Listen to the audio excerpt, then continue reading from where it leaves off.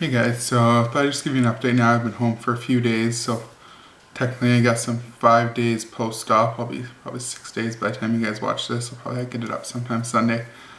I'll just give you an update of how things went at the hospital. As most of you probably saw my hospital video, but give you an update on how things went there and how things have been going at home. So everything was pretty easy when I got to the hospital. They were all pre-registered, so basically went straight up, got ready for surgery.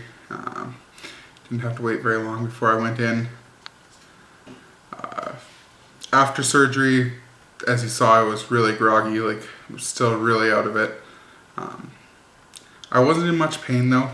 I had probably a lot of painkillers the day of.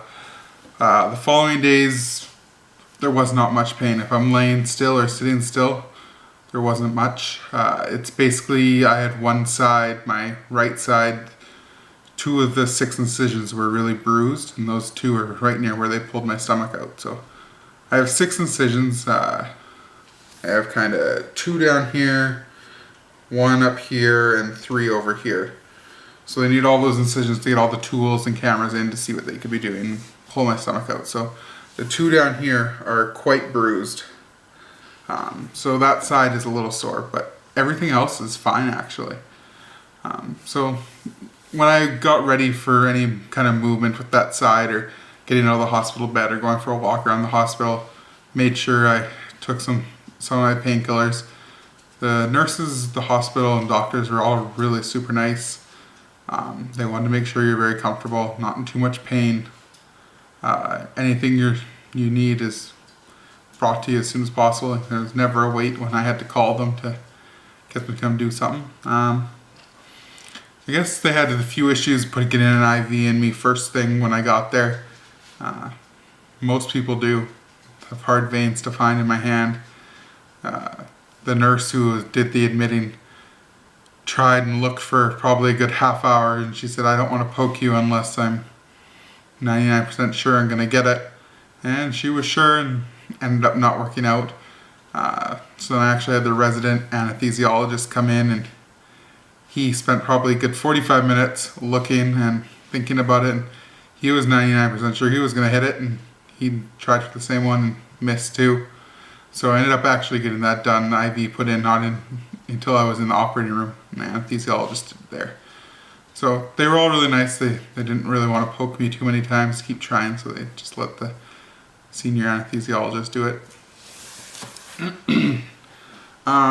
First night was kind of rough at the hospital, just coming out of anesthesia. I was only sleeping like an hour or 2 at a time, and then waking up and back to sleep. I wasn't allowed to drink anything still. So for the day before, so the Sunday, I was only allowed to drink clear sugar-free fluids. And then midnight, I had to stop drinking anything. And so my surgery wasn't until 1 o'clock on Monday. So I hadn't drank anything from noon till 1 o'clock. And after surgery, I still couldn't drink anything. I guess my thought process for how things would go after surgery, as per the order of getting you on to diet stages, actually was quite different than I thought it was going to be. So when I got out of surgery that night, they basically just let you rest and heal up, and you don't get anything to drink. They just pump you full of IV fluids so you're not dehydrated. And then actually the next day at about noon, so it was like 36 hours, and I hadn't had anything to drink. I went for my leak test. So basically they need to make sure that there was no leaks in my new stomach. So what they have you do is they have you swallow some dye, and the radiologist takes x-rays of your stomach as it goes down. The dye tasted horrible. It was like sticky and bitter. The worst part was they tell you to put it in your mouth and tell you to hold it there and swallow it as they take the picture so they can see it going down. Fortunately for me, I had to drink a lot of dye, and then the radiologist still wasn't happy with the pictures after, so he made me drink some other stuff too, and I actually had to get a lot of x-rays taken, and I'll drink a lot of dye. So first thing I got to drink was nasty, and second of all, I had to drink a lot of it, and I quickly learned how big my new stomach was and what made me nauseous. And it was not comfortable, so at least I had that one experience rather quickly, which basically told me, hey, this is how much you can handle right now, like, you gotta take it easy when you do start drinking water. So about an hour after all the x-rays were taken, I was back at my room and they came in, yeah, you're approved for stage 1 diet. So stage 1, I basically got these medicine cups,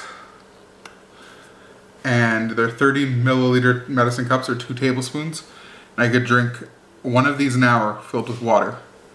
Nothing else, just water. And I had to sip on it. And I was pretty comfortable doing that. Because when I had done the x-ray leak test, I had downed easily a half cup or more of dye. So I knew sipping on this wouldn't be a problem. So it went pretty well. Wasn't nauseous, again, very little pain. So basically from Tuesday afternoon on to Wednesday morning, I was sipping on water every hour out of these 30 ml cups. And when I woke up at night, I made sure I was sipping on it. Once the nurses saw I was able to get some adequate fluid intake, they reduced my IV volume. I still had to stay hooked up, just so in case I fell asleep for 3 or 4 hours and I didn't get anything in me. The second night was quite a bit better than the first. Got a few more longer spans of sleep, and the next morning the resident doctor came in and said, yeah, you're good to go to stage 2. Stage 2 was I could do 30 to 90 milliliters of water or sugar-free fluid an hour. So sugar-free fluid being the jello that they could bring me, or tea or broth. Mainly I stuck with the water with like my Mio in it, the Crystal Light liquid water flavoring. Just because just wanted something so basic. My mouth was so dry and gummy from having hardly any water for so many days, for like 36 hours, that just the feel of water in my mouth just felt great. So just kind of stuck with that. So most of that day, yeah, I was on the 90 mils an hour, and I was doing close to that. There were some hours where if I fell asleep for whatever 3/4 of the hour, I would wake up and I only get 15 or 30 mils in. Wasn't a big deal. And again, nurses reduced my IV flow again that night because they saw I was getting enough more fluids in. I totally expected to actually be on stage 1 on the day of surgery and stage 2 the day after surgery, but like I said, I was wrong. It didn't move to stage 1 until Tuesday, stage 2 till Wednesday. And so I thought, oh, Thursday afternoon, they'll have me on stage 3. I'll probably go home late Thursday. Well, Thursday morning I wake up, and again, it was a pretty good night that night too. I think I only woke up once or twice. And I wake up and they have my IV unhooked, and painkillers unhooked from the IV too. Actually, I think they did the painkillers Wednesday. They unhooked those from the IV because I was using them so little. And they said, the resident doctor came in again and said, you're good to go on stage 3, which is the high protein liquid shake. Do a half cup of that every hour. And on the alternate hours, do a half to 1 cup of sugar-free liquids. So basically I got moved on to that stage really quick, and they got me washed up for that day, and got to have a shower, and the dressing's all cleaned and changed. And they basically said, you're good to go home. You're not having any issues, not having any nausea, which is one of the major side effects that people have, and that's not good to have when you have stomach surgery, especially afterwards. So they sent me home. I was also really surprised. My doctor, the surgeon, said, do not need to take your blood pressure or diabetes medications, which really surprised me. I knew there was a good chance that with losing the weight, I wouldn't need to be on those medications anymore. But actually he said, nope, stay off of them. We'll monitor them until your 2-week post-op visit, and we'll see from there. So right now I'm not on any of those. Actually, the only medications I got sent home with were painkillers for as I need them, which usually I just take one before bed just in case any tossing and turning gets me a little bit sore, and acid reducer. I have to take the acid reducer every morning because they don't want any acid in your stomach causing risks of ulcers. I don't need any acid in there. I'm not digesting the whole food. It's milk and water and sugar-free fluids. So basically an antacid in the morning and a painkiller at night, and that's about it. He also told me not to start any of my multivitamins or liquid calcium or vitamin D, so that can all wait till your 2-week post-op visit. I'll go through that more, what I have to take after I go through that visit. Did have good weight loss on the pre-op diet. Not sure what the exact numbers were. I know they're about 20 pounds. I'll give you guys a weight loss update after I go for my 2-week post-op visit. I can just give you official numbers that they're going to have for the program. So I got home Thursday afternoon. They gave me some painkillers for the drive home, so it wasn't too bad. And since I've been home, the first night I slept actually a good 4 or 5 hours and then had to move to a different place to sleep. But last night was the first night I actually slept in bed for the whole night, didn't have any issues. So I'm on a schedule right now. I basically have this checklist, and it gives me, for each hour of the day, it tells me what I need to have to drink. So when I wake up first thing in the morning after I take my acid reducer, I make protein shakes. I use this Isoflex protein powder along with milk, blend it up in the blender, and I pour half a cup of that, and I drink that throughout the hour. Usually, the first time I drank it, took me about 55 minutes to drink it. Now, I still try and spread it out over the hour, but it usually takes me about 45 to 50 minutes to drink it. So after I'm done that for that hour, the next hour I need to have a half to 1 cup of sugar-free fluid. So again, just like my pre-op diet, I can have the liquid water flavorings. I can have chicken broth, beef broth. I can have sugar-free freezies. They want me to limit these to 1 or 2 a day. Don't usually have more than 2. And Jello. This Jello cup is very big for what I could eat now. I might eat half of that when I have a serving of Jello.